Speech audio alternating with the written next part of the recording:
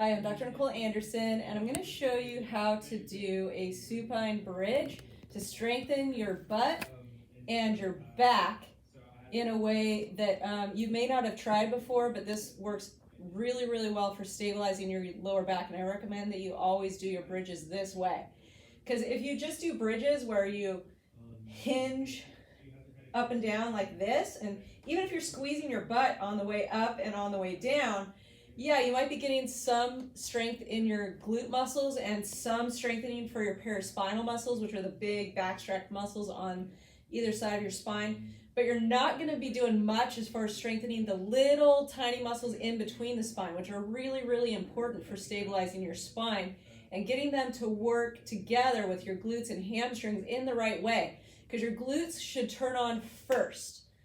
Glutes should turn on first, then hamstrings. And it should be like a split second in between. And you should your little muscles stabilizing your spine should be working with your glutes when you do this exercise. So I'm going to teach you some cues to help you do this and how to do the exercise so you do it right. All right, so what you're going to do is lay on your back, and your knees should be in line with your sits bones, okay? Then what you're going to do is push your feet into the ground. Make sure your toes are gripping the ground as well. You're going to squeeze your butt, and then you're going to pull your heels back towards you without sliding them. So your heels aren't actually moving, all right? And just notice, if you rest your hands on your pelvis, you'll feel your pelvis move. It should move when you do this. So you push your feet into the ground, squeeze your butt, all right? And then pull your heels back towards you without sliding. That's going to engage the upper fibers of hamstring. Your pelvis is going to rock back into a tuck. Your back is going to flatten into the ground, all right? Then you're going to be lifting up, rounding your spine as you go up. Only go up as high as you can without it being painful or uncomfortable, all right? Keep squeezing your butt. And then you're going to keep squeezing your butt as you continue to pull your heels back towards you. And you're going to be rounding your spine, squeezing your butt, pulling the heels back towards you, pushing your feet into the ground as you lower yourself all the way back down.